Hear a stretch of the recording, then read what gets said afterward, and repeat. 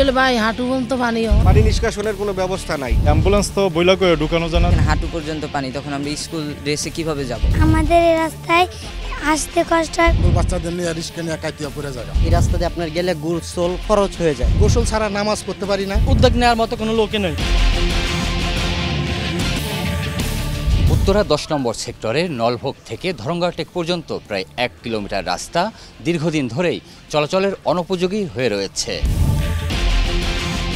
ঢাকার উত্তরার নাম শুনলেই মনে হয় আধুনিকতার কথা, কেননা গত 1.5 যুগে রাজধানী শহর আভিজাত্য নিয়ে সেদিকেই এগিয়েছে।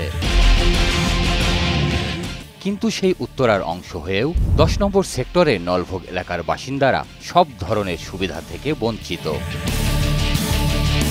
নলভোগ রূপসী বাংলা মোড়ের মূল সড়ক থেকে ধরঙ্গাটেক পর্যন্ত কয়েক লাখ লোকের বাস, কিন্তু এলাকাবাসীর চলাচলের একমাত্র সড়কটি দীর্ঘদিন ধরে কাদা পানিতে ডুবে আছে। শীত হোক কিংবা বর্ষা, কাদা পানি মারিয়েই লোকজনকে চলাচল করতে হয়। এই রাস্তাটা অকেজো সে ছোটবেলা থেকে দেখতেছে। বৃষ্টির মধ্যে প্যান্ট কাঁচায় যাইতে হয়, অনেকে জুতা হাতে নিয়ে অফিসে যায়। এই রোডটা পানি সরে না, বাচ্চারা স্কুলে যাইতে সময় ড্রেনে পড়া জায়গা। 4-5 বছর ধরেই এই রাস্তার অবস্থা খারাপ, মানে কোনো মানুষ উদ্যোগ নেওয়ার মতো কোনো লোকে নেই।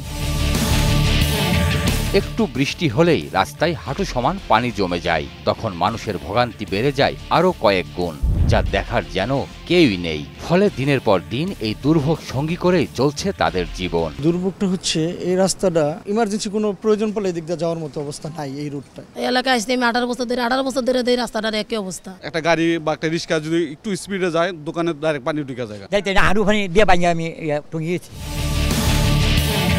এলাকার ভেতরে নেই কোনো সুষ্ঠু পয়ঃনিষ্কাশন ব্যবস্থা। কিছু অংশে ড্রেন থাকলেও তা উন্মুক্ত, ফলে ড্রেনের ময়লা আবর্জনাযুক্ত পানি সড়কের ওপর দিয়েই বয়ে যায়। সেই নোংরা পানি পেরিয়ে মুসল্লিদের মসজিদে যাওয়া অসাধ্য হয়ে পড়ে। ড্রেনের ঢালাই করছে, এই রাস্তাগুলি করে না। দেখেন আপনার পরিস্থিতি দেন। যতবারই এই রাস্তায় আসি বৃষ্টি হলে ততবারই আমাদের গোসল করতে হয়। একেবারে এই রাস্তা দিয়ে আপনার গেলে গোসল খরচ হয়ে যায়। আপনার মসজিদে যাওয়া যায় না।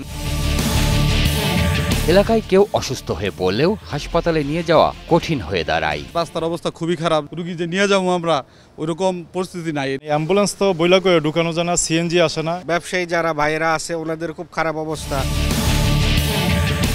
সবচেয়ে বেশি দুর্ভোগ পোহাতে হয় শিক্ষার্থীদের। ভাঙাচোরা ও কাদাপানিযুক্ত রাস্তায় কোনো যানবাহন যেতে না চাওয়ায় পায়ে হেঁটেই গন্তব্যে যেতে হয়। নিচ দিয়ে যাইতে পারে না পানির জন্য। আমাদের এই রাস্তায় আসতে কষ্ট হয়, বুরকা ময়লা হয়ে যায়। দেখা যায় যেখানে হাঁটু পর্যন্ত পানি, তখন আমরা স্কুল ড্রেসে কিভাবে যাব? বাচ্চাদের নিয়ে রিস্কে নিয়ে কাটিয়ে পড়ে যায়। এলাকাবাসী জানান, বিগত সরকারের সময়ে রাস্তার একটি অংশে সংস্কারের কাজ শুরু হলেও রাজনৈতিক পট পরিবর্তনের পর ঠিকাদার পালিয়ে যাওয়ায় সেই কাজ অসমাপ্তই রয়ে গেছে। কাজ বন্ধ করে দিছে, এখন মনে হয় আঙ্গা হাঁটা চলা, মানে আমাদের যে দোকানদারি ব্যবসা বাণিজ্য সব কিছু করতে পারতেছি না। যদি ওনারা যদি বর্তমান রাবিশ বিছাই দিয়ে একটু স্বাভাবিক করে রাখতো, তাহলে কিন্তু হাঁটা চলা অনেক সুবিধা হতো। বিষয়টি সিটি কর্পোরেশনকে জানানো হলেও কোনো প্রতিকার মেলেনি। আমরা সিটি কর্পোরেশনকে জানিয়েছি, আমরা এইটা নিয়ে প্রায় দুইবার সিটি কর্পোরেশন চিঠিও দিচ্ছি, কোনো আশ্বাস তো পাই নাই। এই রোড দেখার মতো লোক নাই। সবাই আশ্বাস দেয় যে রোড হবে, কিন্তু রোড আর হয় না। দয়া করে আমরা সবাই মিলে চাই রাস্তাটা ভালো করে দেখ। আপনাদের সহযোগিতায় যেন আমরা উপকৃত হই। এ বিষয়ে জানতে ঢাকা উত্তর সিটি কর্পোরেশনে যোগাযোগ করা হলেও কোনো বক্তব্য পাওয়া যায়নি। নলভোগ থেকে ধরঙ্গাটেক পর্যন্ত প্রায় 1 কিলোমিটার রাস্তা দীর্ঘদিন ধরেই রয়েছে চলাচলের অনুপযোগী। এলাকাবাসী বারবার তাগাদা দিলেও সিটি কর্পোরেশন এটি উন্নয়নের কোনো ব্যবস্থাই নিচ্ছে না। প্রিয় দর্শক, আপনাদের দুর্ভোগ দুর্দশার চিত্র তুলে ধরতে চাই 21 টেলিভিশন। আপনাদের যে কোনো ভোগান্তির তথ্য জানাতে ফোন করুন এই নম্বরে। তথ্য পাঠাতে পারেন হোয়াটসঅ্যাপ এবং ইমেইলেও। সঙ্গে থাকব আমি সঞ্জয় অধিকারী আর 21 টিম। সবসময় আপনাদের পাশে আছে 21 টেলিভিশন।